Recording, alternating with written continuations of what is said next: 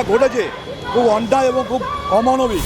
আমাদের ন্যায় বিচার আমাদের দিতেই হবে। বিচার পিছবে মানুষের ঐক্যবদ্ধ লড়াই কত তীব্র হবে। 35 দিন 36 দিন একটা মাস আমরা কাটিয়েছি, দরকার পড়লে আরো 35টা দিন লড়াই চলবে। আমার মনে হয় এর পেছনে একটা কনস্পিরেসি আছে, ষড়যন্ত্র আছে।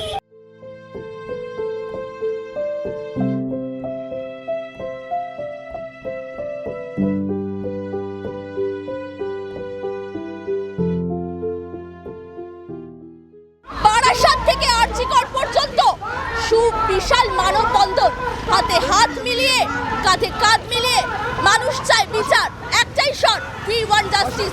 তিলোত্তমার বিচার চেয়ে পথে নেমেছে মানুষেরা, মানববন্ধনে হাতে হাত মিলিয়ে কাঁধে কাঁধ মিলিয়ে পরস্পর এক দাবিতে মেতে উঠেছে।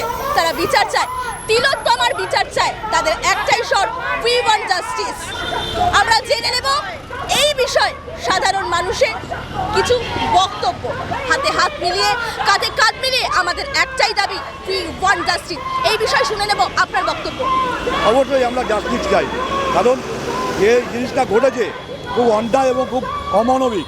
এর শাস্তি যদি না হয় আগামী দিনে আমাদের ঘরের মেয়েদের উপরে যে অত্যাচার আসবে না তার গ্যারান্টি কে নেবে? আমরা দেখছি যত দিন যাচ্ছে তত তিলোত্তমার বিচার পেছচ্ছে, বিচার পিছিয়ে যাচ্ছে তিলোত্তমার। এই বিষয়ে আপনার কি বক্তব্য শুনে নেব। বিচার যতই পিছোক না কেন বিচার দিতেই হবে। বিচার শুধুমাত্র তিলোত্তমার নয়, সারা বিশ্বের সমস্ত নারী মুক্তির আন্দোলনের বিচার, নারী স্বাধীনতার বিচার, আমাদের অবাধ বিচরণের বিচার, আমাদের অবাধ পোশাক পরনের বিচার, আমাদের ন্যায় বিচার আমাদের দিতেই হবে। উৎসবে ফিরতে বলা হয়েছে, অর্থাৎ উৎসবে ফিরুন এই কথা বলা হয়েছে। মানববন্ধনের মধ্যে দিয়ে কিন্তু আমরা উৎসবের ছবি তুলে ধরতে পারছি, অর্থাৎ আমরা দেখতে পাচ্ছি মানুষ হাতে হাত মিলিয়ে কাঁধে কাঁধ মিলিয়ে প্রতিবাদের স্বর তুলেছে। তাহলে কি উৎসবের চিত্র এমনই হওয়া উচিত? উৎসবে কি আমরা ফিরেছি? এই সম্পর্কে শুনে নেব আপনার বক্তব্য। মানুষ গণতন্ত্রের উৎসবে ফিরেছে, ন্যায় বিচার ছিনিয়ে আনার জন্য হাতে হাত বেঁধে ঐক্যবদ্ধ লড়াই করছে। মানুষের কাছে গণতন্ত্রের উৎসবের থেকে বড় উৎসব আর কিছু হতে পারে না। তোমার বিচার পেছাচ্ছে, অর্থাৎ যত দিন যাচ্ছে আমরা অপেক্ষা করছি বিচার কবে পাবো। আমাদের একটাই দাবি, একটাই শর্ত, আমাদের তিলোত্তমার বিচার চাই। তবে বিচার কেন এত বিলম্বিত হচ্ছে? আমাদের এত মিছিল, আমাদের তো প্রতিবাদ, সেই গর্জনের স্বর কি শোনা যাচ্ছে না? এই বিষয়ে আপনার বক্তব্য শুনুন।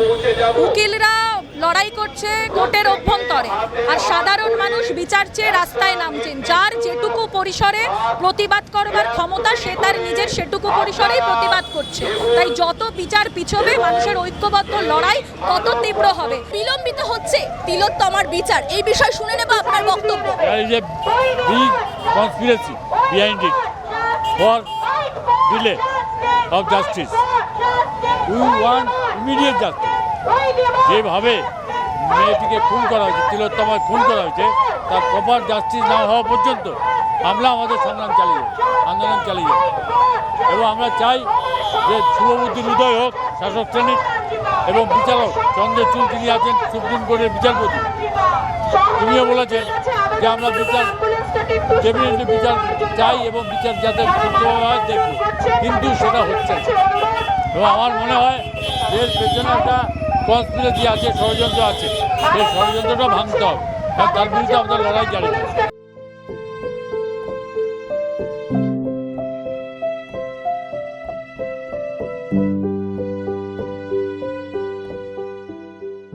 দেখে নিলাম মানববন্ধনের চিত্র, জেনে নিলাম সাধারণ মানুষের বক্তব্য। তারা হাতে হাত মিলিয়ে কাঁধে কাঁধ মিলিয়ে একই দাবিতে মেরেছে, আমাদের একটাই শট, জাস্টিস ফর আরজিকর। ক্যামেরায় অরিনের সঙ্গে শ্রীপর্ণার রিপোর্ট, আরবি নিউজ, কলকাতা।